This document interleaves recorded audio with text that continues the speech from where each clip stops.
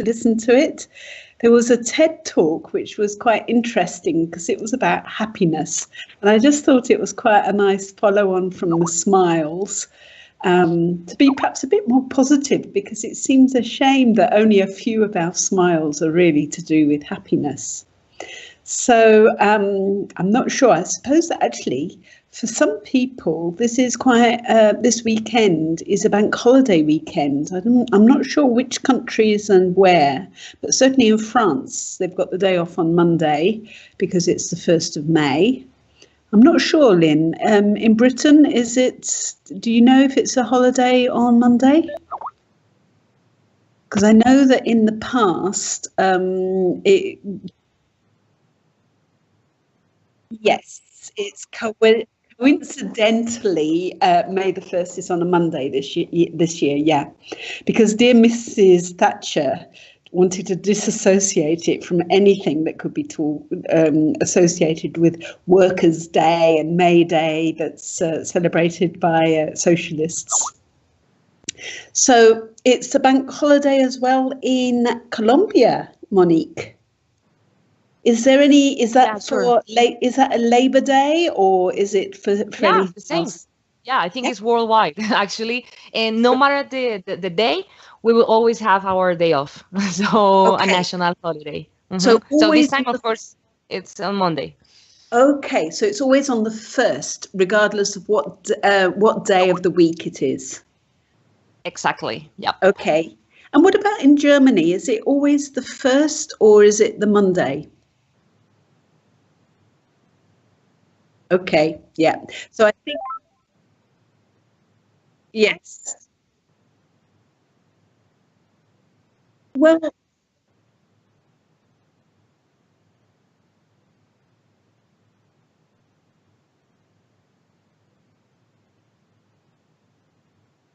yes. Yes.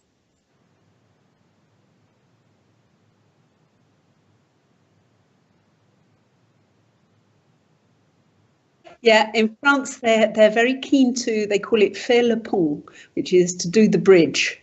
So they take the extra day off and they have a really nice long weekend. Yeah. Oh, yes.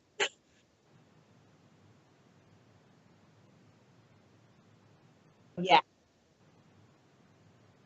Lovely. And thank you. And hi, Nidhi. Hi, Aladdin. I was very punctual today, and then it was just me and Lynn for the first minute or so. So I was a bit worried that none of you were going to show up. So I thought that carrying on from these smiles, which left me a bit sad because it seemed such a shame that such a small minority of smiles might not actually be genuine happiness smiles. So I thought we would talk about happiness today. And because during the week I'd started a topic on TED Talks, because one of the things which is nice about the TED Talks is that the speakers usually really know how to speak very clearly and very well. I think they appreciate that they are also talking to an international audience. And so the actual quality of the speaking is very good.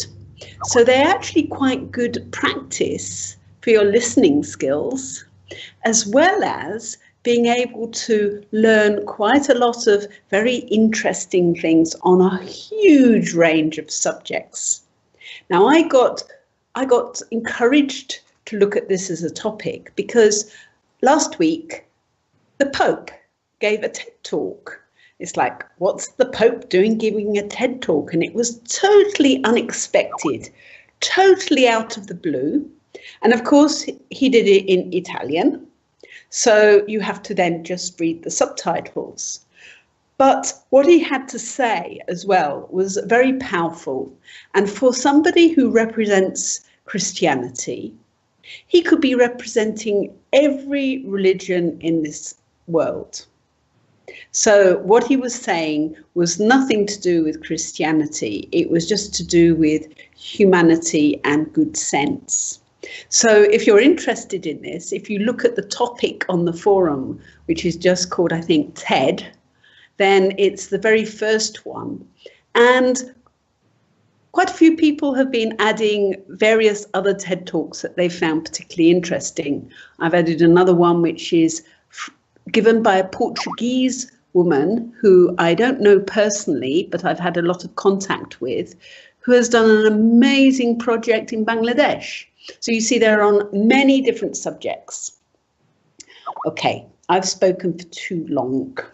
So can I please have a volunteer to start us off on our talk about happiness and the longest ever study? Who's going to volunteer? Yes, okay, Monique. Okay, here we go. Okay, I'll do it now because then I have just to listen to you guys. Okay, what keeps us healthy and happy as we go through life? No, what keeps us healthy and happy as we go through life? If you were going to invest now in your future best self, where would you put your time and your energy? There was a recent survey of millennials asking them what their most important life goals were. And over 80% said that a major life goal for them was to get rich. And another 50% of those same young adults said that another major life goal was to become famous. And we are constantly told to lean into work, to push harder and achieve more. We are given the impression that these are the things that we need to go after in order to have a good life. Pictures of entire lives, of the choices that people make and how those choices work out for them, those pictures are almost impossible to get. Most of what we know about human life, we know from asking people to remember the past, and as we know, hindsight in anything but 2020. We forget vast amounts of what happens to us in life, and sometimes memory is downright creative. Okay, very good. Okay, Monique, a very personal question here. So what would you say that your major life goal is? Oh, that's hard. Actually, I think that I always thought I want to be happy, you know, since I don't know, since school, I always thought that, I always had that thought. Of course, for me, happiness is not just being, you know, like smiling or laughing. It's more than that. So I think it's a really personal maybe goal, you know, it's more about enjoy life, but in a good way. It's not about money. I mean, it's not like to be a rich person. I'm not thinking about that. It's more about the experience. I mean, it's to experience this life in a different way and make it count. Maybe that's my approach about this this question. Okay, that's a good answer. Although perhaps to say my life goal is to be happy, of course, in what it then leads to the next question, which is, well, what makes you happy? So, okay. What makes you happy? And again, we have to talk about, you know, what makes you the happiest, because there are lots of little things that can make people happy. But what really makes you happy? I would say that when I do what I love to do, I've realized that I enjoy helping people, for instance. I really enjoy when I can create new projects. I love just to, I really enjoy just sharing with people and just that feeling of community, you know. I don't like just to be alone. I'm always with people and around, surrounded by people. And that thing, it's okay. Maybe it's a little bit, I don't know if it's weird, but anyway, that's the thing that makes me happy. I mean, when I can do what I really love to do, that really makes me happy. Okay. Oh, well, it doesn't sound weird at all. It sounds exactly the same as what I would define makes me happy. So, yeah. And I think that fortunately, I think there are quite a lot of people who would agree entirely with this. Yeah. Because Aladdin, okay, you've put to be rich, don't ignore it. Okay, so does that suggest that for you, to be happy is to be rich? I mean, it's for Monique, so I was talking. No, it's a little bit, yes. It might be part of it. So why it might be some people ignore that. Yes, money helps a lot. Okay. To go around the world, for example, to see to be happy. Yes, I suppose it depends on how much you think that money. Because you see, for me, I think I would say money helps a bit. Yeah, it's now it's a means to an end.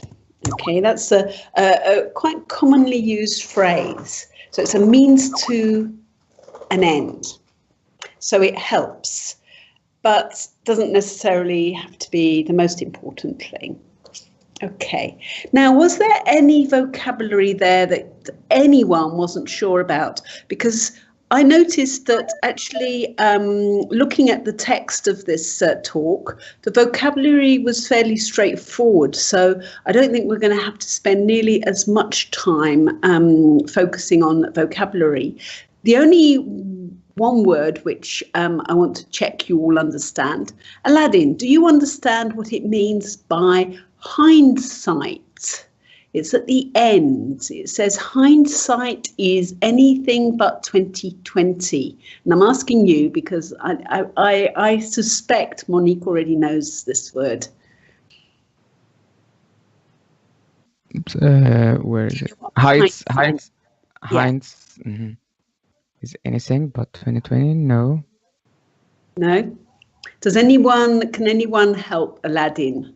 What does hindsight mean? Monique, do you know this word? Yeah, it's more when something happened and you just assess what happened and you see from a different angle. I would say something like that. Yeah. When you're looking at something that's happened, it's very easy. We say, oh, it's so easy to talk with hindsight.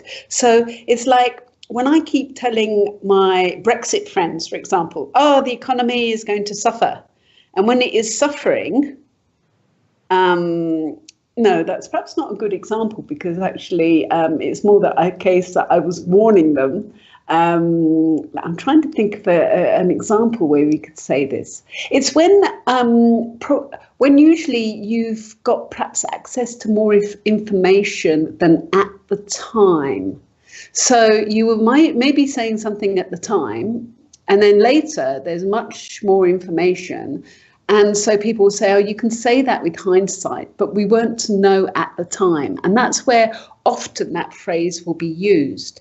So hindsight, looking back on something, is often not very accurate. And then it goes on to say we forget vast amounts of what happens to us in life. Yes. And sometimes memory is downright creative. Yeah, you just remember the highlights, and maybe you remember things that are suggested, but not actually what happened. Yeah. So why they use 20 per 20? 20 means like 100% or accurate. To be 100%. So 2020 means 100%. Yeah. Now, this article is written by the speaker is an American. So we've got quite a few American phrases in here. And even one I had to look up because I've heard it so many times and never bothered to really find out its true meaning. We talk about millennials further up. And I think we actually had a topic all about millennials. Does anyone remember what a millennial is? So that was halfway down the first paragraph. God bless the millennials. I just qualify as one. Aladdin, do you remember seeing this topic? Yeah, I Does think anyone remember seeing this topic? the person from period of time. It's yes, but can you give any ideas on what period? Guessing before millennium, Before 2000 between. I mean, most people, unless they're only 17. 17. What sort of? No, actually, we're talking about the generation before that, Monique. I think, depending on the exact definition, I think the end date is the early 60s. So those people that were born after the Second World War and before about, I think, 1962, 63, 64, are reckoned to be millennials, I think. No, wait a minute, I'm getting confused. They're the baby boomers. Sorry, no, you're right. It's probably the generation who were born Jew. I don't know. They can't have been born. Sorry, yes.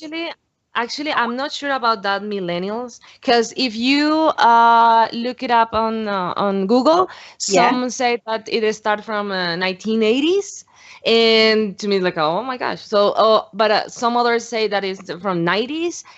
I'm not sure. So yeah, I would think it's more likely it could be from the 80s onwards, because then they would be just in their 20s at the change of the century. And so that's when they're starting to actually have some sort of influence. So maybe about then, yeah. I think so. We're talking about relatively young, not baby boomers like me. I'm apparently just a baby boomer. Yeah. Okay, and I don't think there's any other vocabulary in there, but if anyone's got anything they weren't sure about. There was an American phrase which I haven't heard before. The beginning of the second paragraph said, "We are constantly told to lean in to work, to push harder and achieve more." So this lean in is, I would reckon, an American phrase, because I can't say I have ever heard that being used in British English. Yeah, and you can get the idea of it just by just thinking of, if you're pushing something, you're leaning, you're working hard. Yeah. Okay, who will be our second volunteer? Nobody volunteering? Shall I pick on someone? Mona, would you like to read? Can you read? Or do you want to just listen? Yeah, hello everyone. I can read. Okay. No, sometimes people are not able to read because they're in a public place or something like that. So that's why I ask. Okay. The third paragraph. Yes. Okay. But what if we could watch until lives as they unfold through time? What if we could study people from the time that they were teenagers all the way into old age to see what really keeps people happy and healthy? We did that. The Harvard study of adult development might be the longest study of adult life that's ever been done. For 75 years, we've tackled the lives of 7,024 men, year after year, asking about their work, their home lives, their health, and of course asking all along the way without knowing how their life stories were going to turn out. Studies like this are exceedingly rare. Almost all projects of this kind fall apart within a decade because too many people drop out of the study, or funding for the research dries up, or the researcher gets distracted, or they die and nobody moves the ball further down the field. but through a combination of luck and the persistence of several generations of researchers, this study has survived.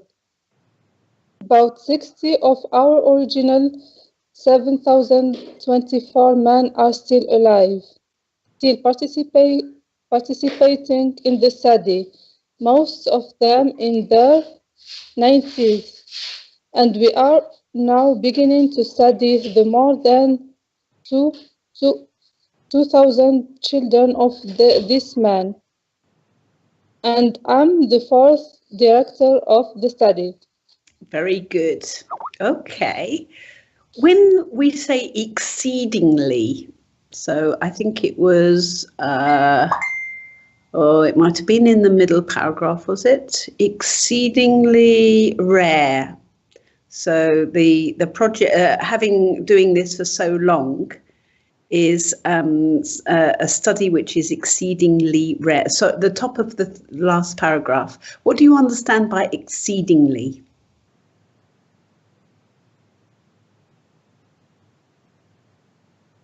Do you know this word? Mona?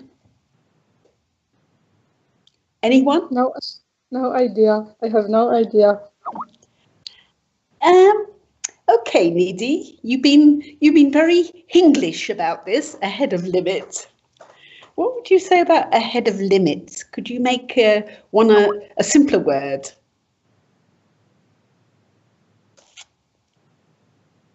Sorry, I hope you don't mind if I tease, but Indians speak very good English, but sometimes it's more formal, longer-winded sort of English than we now speak, because obviously the English in England, as compared with English in India, is developing in its own way. Okay, so I'll give this one to you.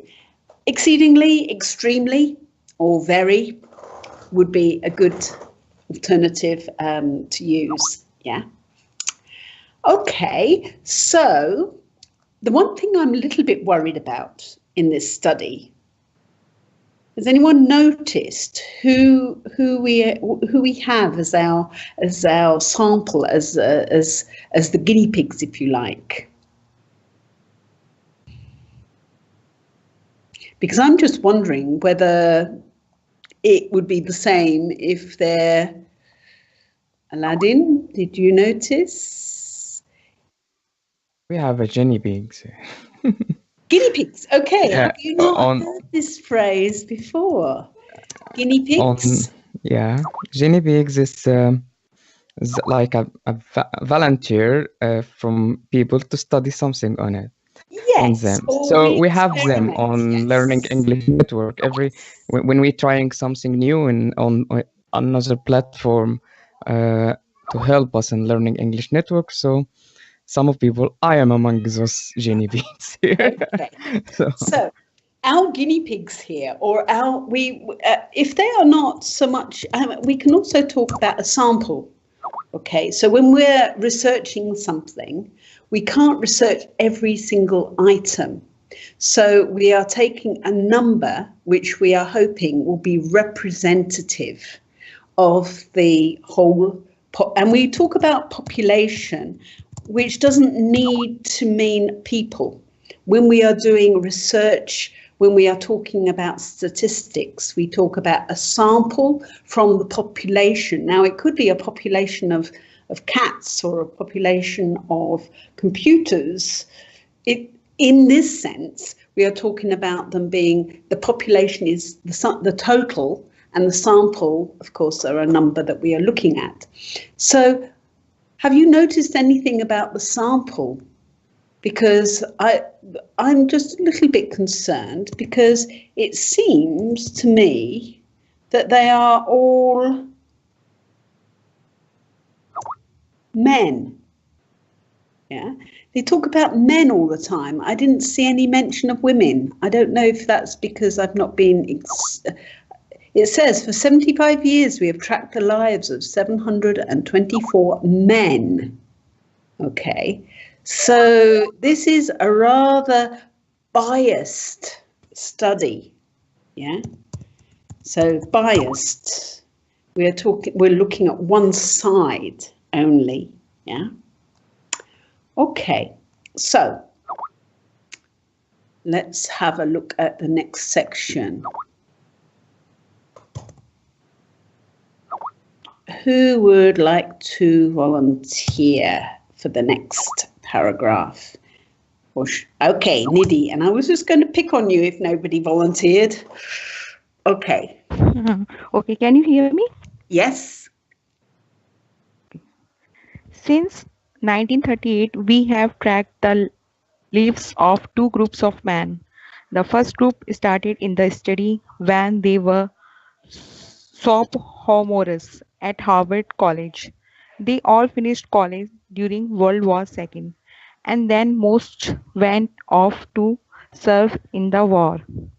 And the second group that we have followed was a group of boys from Boston, poorest neighborhoods boys, who were chosen for the study specifically because they were from some of the most troubled and disadvantaged families in the Boston of 1930s. Most lived in tenements, many without hot and cold running water. When they entered the study, all of these teenagers were interviewed. They were given medical exams. We went to their homes and we interviewed their parents.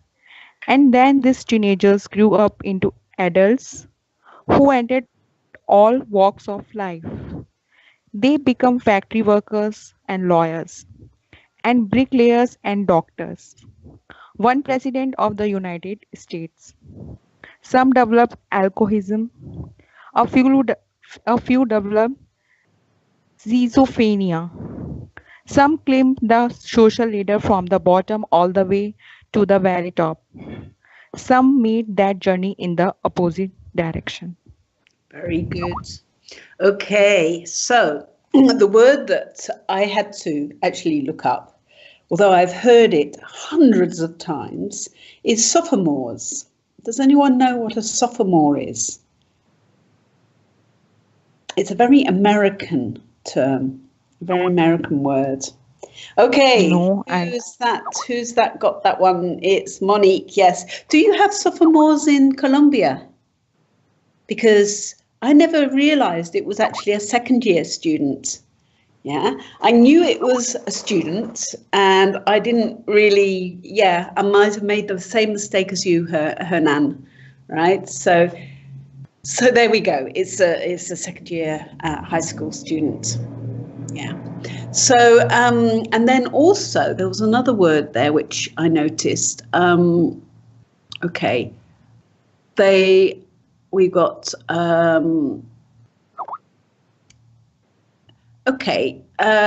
tenements. What do you understand by tenements, Nidhi? Rent place, small rooms in rent.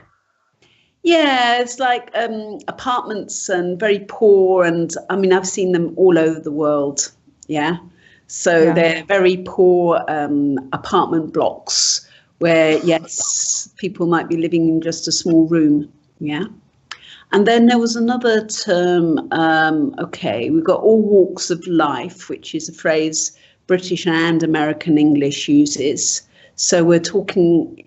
For all walks of life, it then is explained very well in the following sentence because it then gives the examples that some became factory workers and lawyers, doctors, bricklayers, President of the United States. Okay, some developed alcoholism, which I think you probably can get from the association with alcohol. What is schizophrenia? It's a mental disease. It's a mental disease. Yes. And then again, social ladder. What do you understand by the social ladder? Means they made progress socially. Their status they make. Yes, exactly. Their status. Yeah. Okay. So this is very interesting. I'm still worried about the fact it's only men, though, because I think probably things that make men happy, and we will talk about this perhaps a little bit later, might not necessarily be exactly the same as things that maybe women make them happy. Okay, who would like to volunteer for the next paragraph?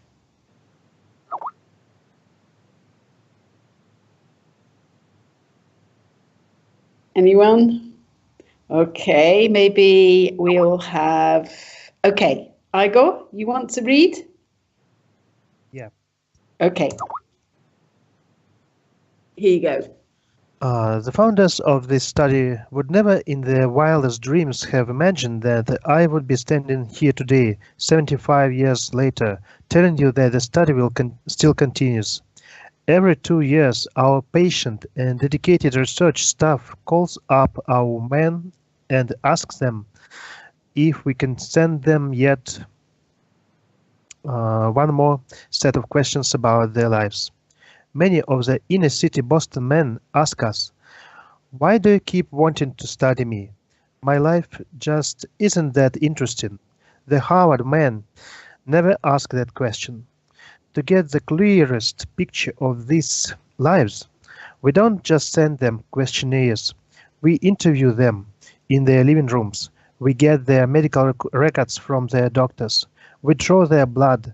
We scan their brains. We talk to their children. We videotape them talking with their wives about their deepest concerns. And when, about a decade ago, we finally asked the wives if they would join us as members of the study, many of the women said, "You know, it's about time." Yes, at last. So we have the women joining in now. Okay, Finally. that's very interesting. So, Igor, I don't think there are any words there that are a problem, are there? Probably not. As I said, I thought the vocabulary wasn't too challenging, but the ideas are interesting. So the middle paragraph, why do you keep wanting to study me? My life isn't that interesting. And then the Harvard men never ask that question. That's a very interesting comment. What do you think? What is your personal opinion about that comment?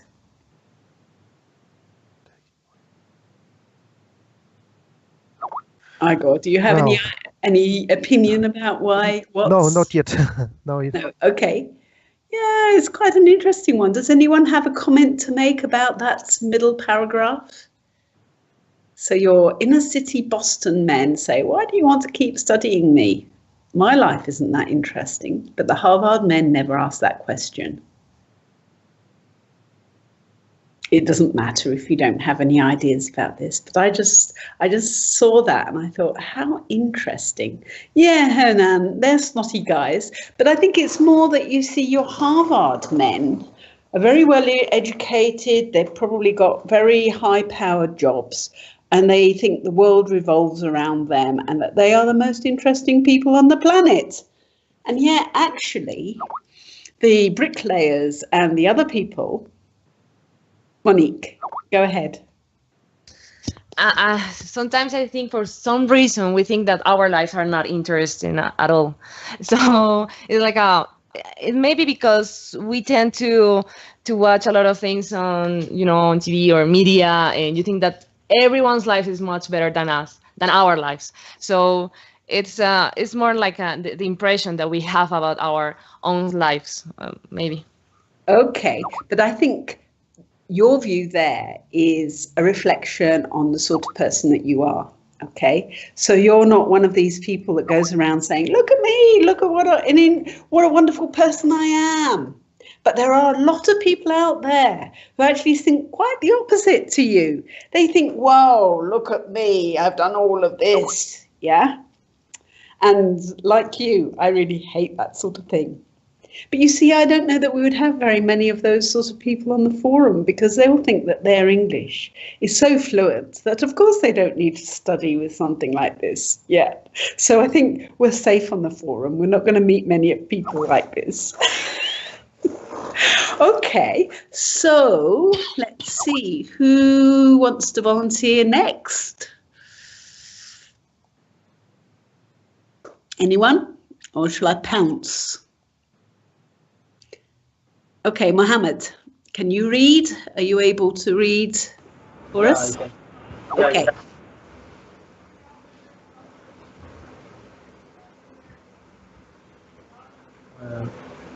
So what have we learned?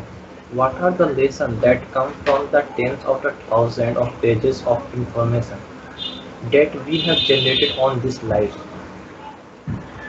The lessons are not about wealth or fame or working harder and harder. The clearest message that we get from this 25-year study is this: good relationships keep us happier and healthier. Period. We have learned three big lessons about relationships. The first is that the social connections are really good for us. The loneliness skill. It turns out that people who are more socially connected to the family, to friends, to community are happier. They are physically healthier. They are physically healthier.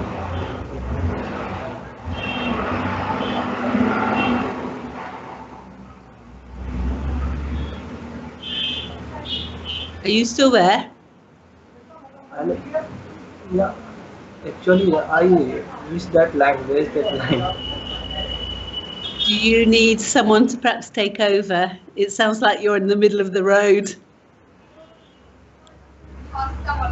Okay, let me again. We have learned three big lessons about relationship. The first is that social connection are really good for us, and that loneliness skill. It turns out that people who are more socially connected to the family, to friends, to community are happier. They are physically healthier, and they live longer than the people who are less well connected. And the experience of loneliness turns out to be toxic. The people who are more isolated, then they want to be from others, find they were less happy. Their health declines earlier in the midlife. Their functioning declines sooner, and they live shorter lives. And then people who are not lonely. And the sad fact is that at any given time, more than one in five Americans will report that they are lonely. Very good. Okay. Now, if you look up to the end of the first paragraph, the very end, we got good relationships keep us happier and healthier, period. What do you understand by period like that? Period is the, what we say, that age we got it is the time. Okay, well, actually, period is, I mean, Monica's, no, wait a minute, Hernan has put, and that's that, okay? But period actually means full stop, but that's American, okay? So Americans would use period to mean full stop, and full stop, and even British English might say full stop in exactly the same use for that, the end of that paragraph, but to say, well, that's that, finish, end, yeah. Okay, and then there was one other, let's see, what was it? Toxic, okay. The experience of loneliness turns out to be toxic. I think you probably can guess what that means, but what would you say that means to you if something is toxic? Toxic means sometimes that bad we can say, and also we can say that poisonous and exactly, yeah, injurious to health, injurious we can say. So Monique has put that into damaging, which is probably more the sense, because poisonous, but poison is damaging, yeah. So you could use poisonous, you could use damaging. Yeah. Okay, so was there anything there you weren't sure about or didn't understand? Was it clear? Okay, now, Naval, you're keeping very quiet there. Are you able to read? Yes. Okay, would you like to read the next paragraph, please? Okay. And we know that you can be lonely in a crowd and you can be lonely in a marriage. So the second big lesson that we learned is that it's not just the number of friends you have, and it's not whether or not you are in a committed relationship, but it's the quality of your close relationships that matters. It turns out that living in the midst of conflict is really bad for our health. High conflict marriages, for example, without much without much affection, turn out to be very bad for our health, perhaps worse than getting divorced. And living in the midst of a good warm relationships is protective. Once we had followed our men all the way into their 80s, we wanted to look back at them at midlife and to see if we could predict who was going to grow into a happy, healthy octogenarian and who wasn't. And when we gathered together everything we knew about them at age 50, it wasn't their middle age cholesterol levels that predicted how they were going to grow old. It was it was how satisfied they were in their relationships. The people who were the most satisfied in their relationships at age 50 were the healthiest at age 80. And good close to relationships seem to buffer us from some of the slings and arrows of getting old. Our most happily partnered men and women reported in their 80s that on the days when they had more physical pain, their mood stayed just as happy. But the people who were in unhappy relationships on the days when they reported more physical pain, it was magnified by more emotional pain. Interesting. Okay.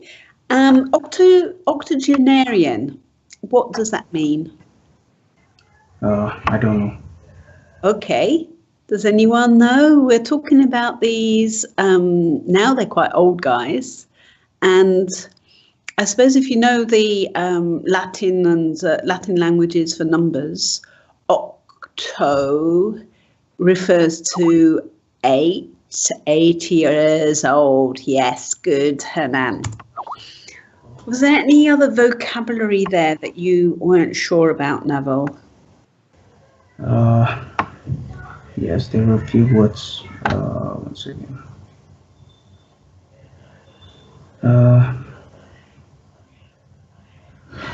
Okay, I just have a question.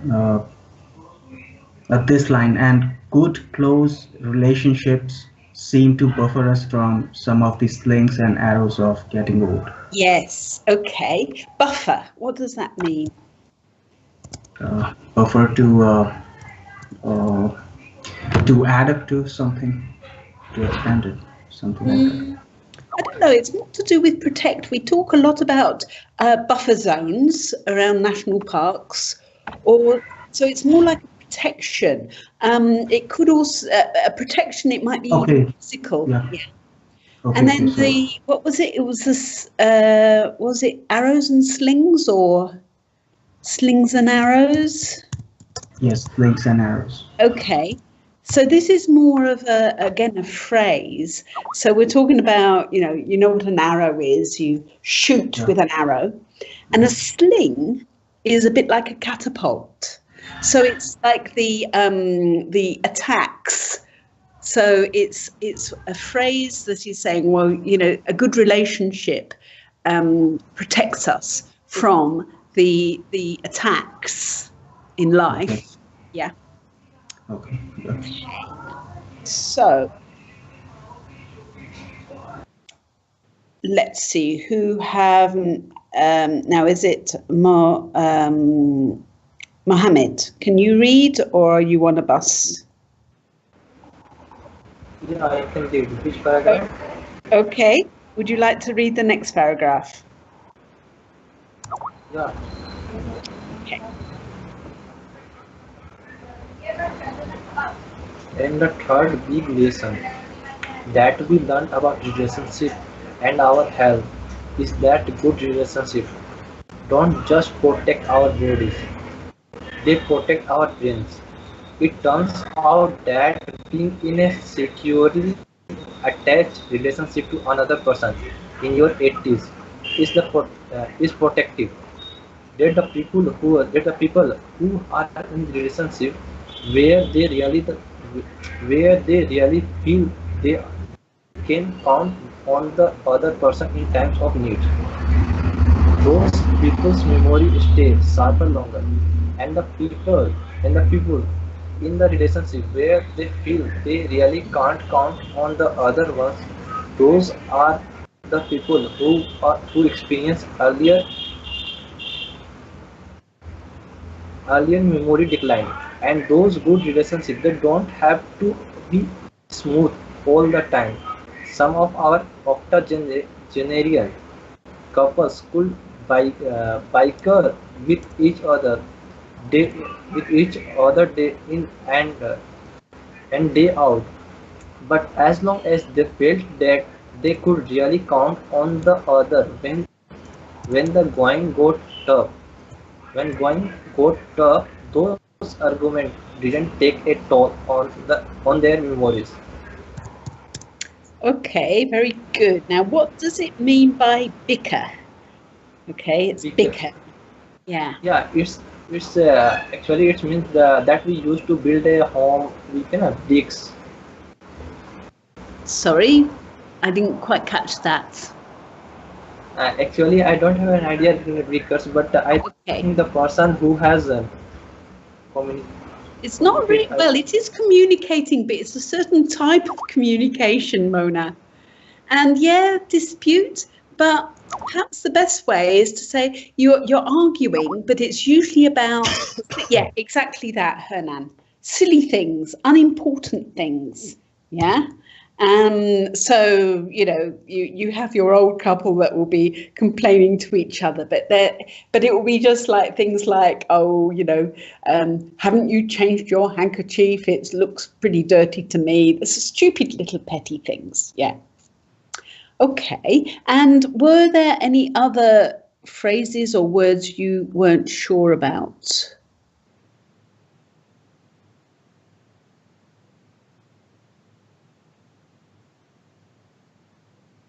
No? Was it okay? Okay. Time always goes too quickly. So, Hanan, would you like to read the next? Ma'am, I want to ask the last line about the where the going got tough. Sorry, the last line, second last line, going got tough. Okay, when the going got tough, I'll have to find the song where it's, and I'll post it on the forum. When things get a bit more serious, yeah. So when there is actually a song, and I'm not sure if the song led to the phrase or the phrase inspired the song. But it's quite famous. So when things get serious, when the going gets tough, those arguments didn't take a toll, so it didn't make any bad impact on their memories. Okay. Yeah. Thanks. Yeah. Okay, Hanan, would you please read the next section here? We're not quite the last. Yes, of course. Thank you. So this message that good, close relationships are good for our health and well-being. This is wisdom that's as old as the hills. Why is this so hard to get and so easy to ignore? Well, we're human. What we really like is a quick fix, something we can get that make our lives good and keep them that way. Relationships are messy and they are complicated, and the hard work of tending to family and friends, it's not sexy or glamorous. It's also lifelong. It never ends. The people in our 75-year study who were the happiest in their retirement were the people who had actively worked to replace workmates with new playmates. Just like the millennials in that recent survey, many of our men, when they were starting out as young adults, really believed that fame and wealth and high achievement were what they needed to go after to have a good life. But over and over these 75 years, our study has shown that the people who fared the best were the people who lean into relationship with family, with friends, with community. Very good. Was there anything there you weren't sure what it meant? Again, we got this phrase leaned in. Okay, so this is a very American phrase that I think you can get the idea that they're inclined. Yes, maybe. Exactly, inclined. Yeah. Yes. Were there any other phrases there you weren't sure about?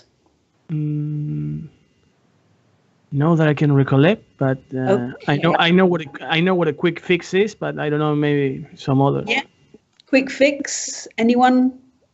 Everybody understand what a quick fix is?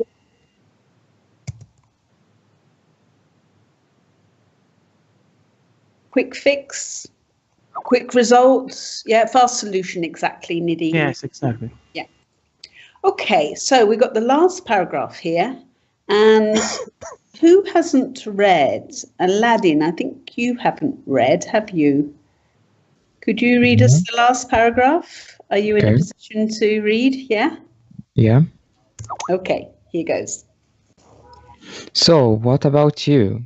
Let's say you're 25 or you are 40 or you are 60. What might leaning in to relationship even look like? Well, the possibilities are particularly endless. It might be something as simple as replacing screen time with people time, or living up a stale relationship by doing something new together. Long walks or date nights, or reaching out to that family member who you haven't spoken to in years, because those all too common family feeds take a terrible toll on the people who hold the grudge. I would like to close with a quote from Mark Twain. More than a century ago, he was looking back on his life, and he wrote this: "There isn't time so brief is life for bickering, apologies, burnings, calling to account. There is only time for loving, and but an instant, so to speak, for that. The good life is built with good relationships." Very good. Okay, so happiness isn't really about just money, is it, Aladdin? What do you understand by a grudge? Part of it.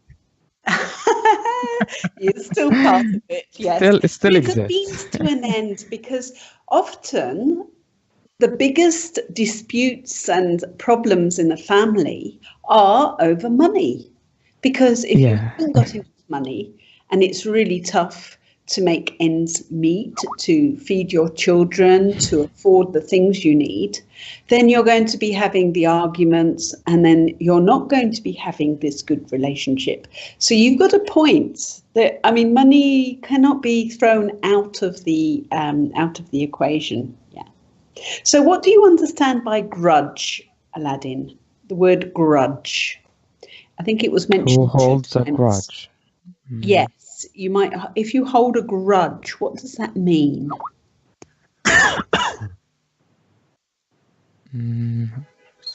Tool, trouble, no idea. Monique's given a clue, but it's not exactly right. Okay. Because a grudge usually, Mona's given it away, okay, but it's a bit more than that, a little bit more than that, okay. Mona's got it the most accurate, but we usually talk about a grudge that will last, it will go over time. So somebody does something to you and you just keep remembering it, yeah? Because a dispute can go away, you get over it. But a grudge is something that when you hold a grudge, you hold over a period of time that resentment for some dispute that happened a long time ago. Yeah. And then there was, we've got the heart burnings. Okay. Again, yeah, heart burnings. It's a little bit American, but you can probably guess what that might mean. Heart and then burning things. It's something that affects you inside. You worry about it. It's something not it's not obviously your heart is going up in smoke. But calling to account, what do you understand by calling to account? Is it a money here? Well, it could be. It could be, actually, but when we talk about it figuratively, calling to account, does anyone know? So it could be that somebody wants you to pay back your debt, yeah? But if you look at it figuratively, it's not just money, is it? It could be other things. Calling to account, you might blame somebody for something, get back at someone, that sort of thing, yeah? Okay, yes, I got it. Now, unfortunately, we're running out of time because I was really hoping we could talk a little bit more about this topic. But what I can suggest is that maybe on Monday, we can actually do a little bit more discussion. So what I would like to do is, if you are interested in joining again on Monday, you think about over the weekend what it is that really makes you happy and whether you think that this article you can relate to. Now, we've got quite a few ladies with us. We're more or less 50-50, which should be a good discussion, because it would also be interesting to hear whether they have different ideas on what makes them happy as what makes men happy. Yeah. So it'd be quite interesting to open the debate that way a little bit and to really discuss whether or not you agree with the research findings, because it's biased in several ways. Not only is it mainly research on men, but we're talking about America. And we don't have anyone from America here. And I'm not all that sure whether necessarily Americans are representative of the planet Earth. What do you think about that? So just spend a few moments thinking about these ideas.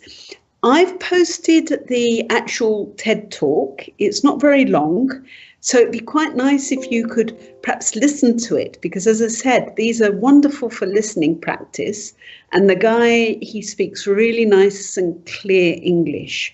So that will also be quite good. Okay, I'm going to have to look at this. A British point of view on happiness, okay, because I find it very interesting looking at the difference between what makes French people smile and happy with what British people find makes them happy. Yeah. So it'll be very interesting to get a multicultural debate going on this. Yeah, but the Danes, Lynn, I think are more like the British than anybody else. Unfortunately for the Danes, yeah.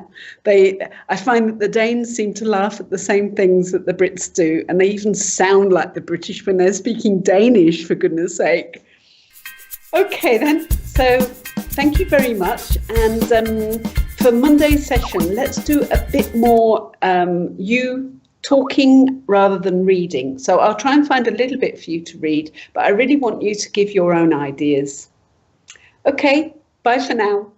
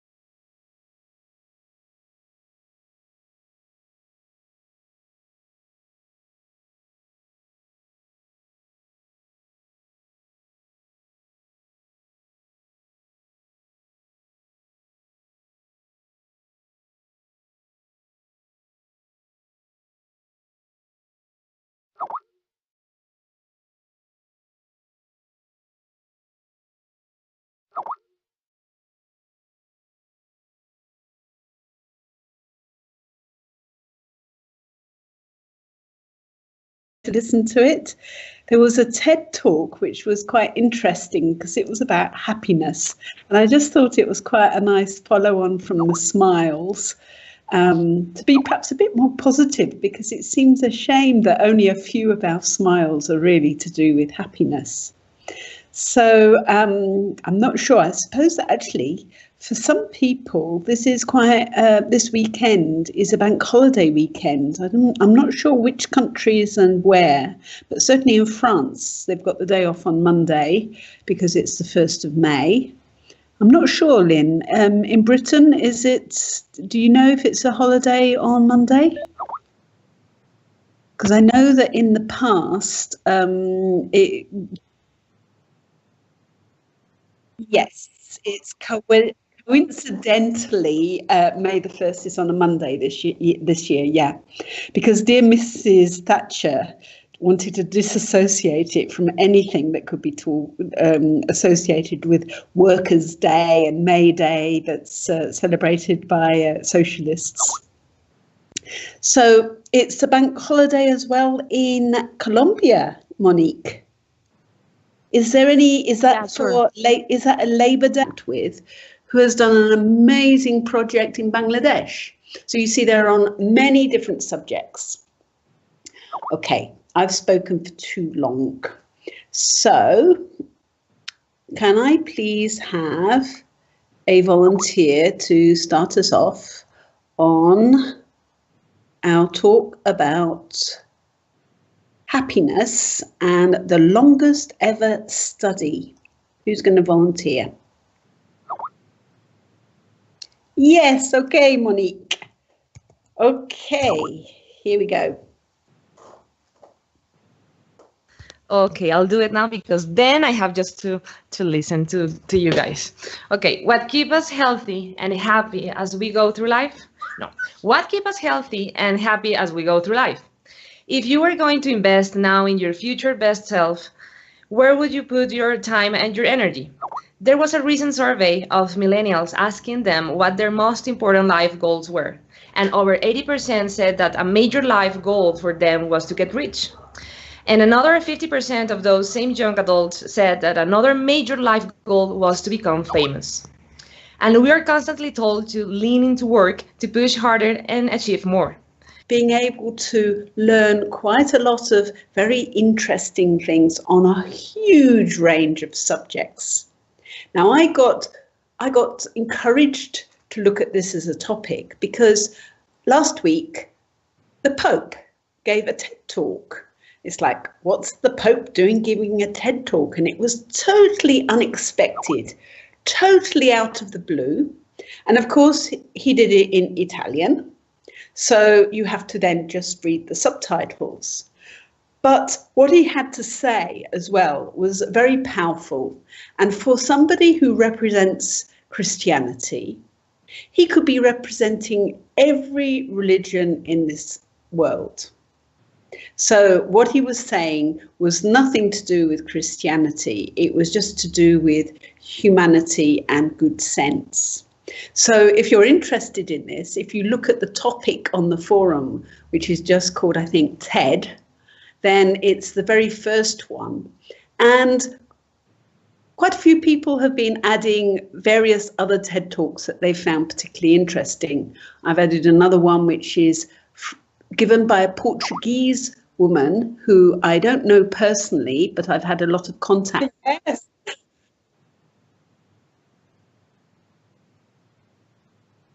Yeah. Lovely. And thank you. And hi, Nidhi. Hi, Aladdin.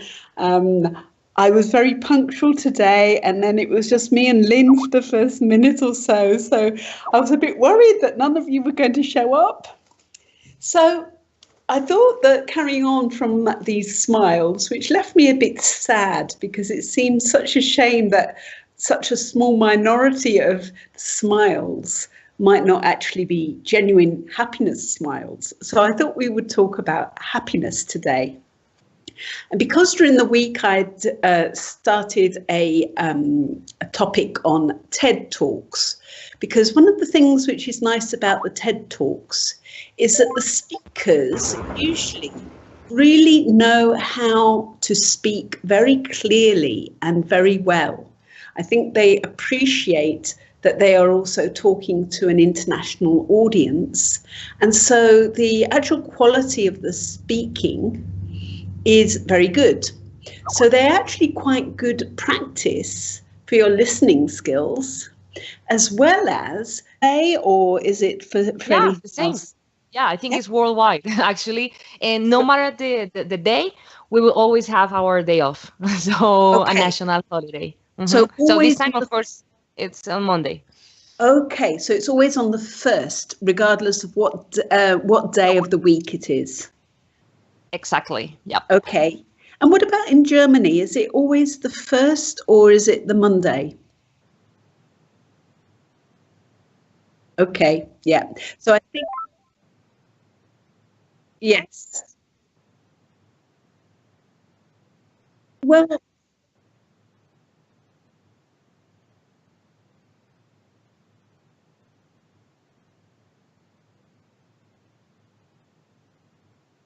yes. Yes.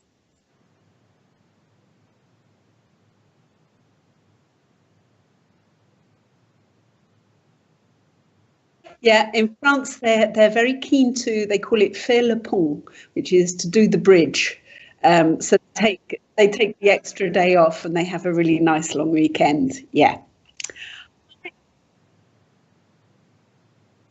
Oh,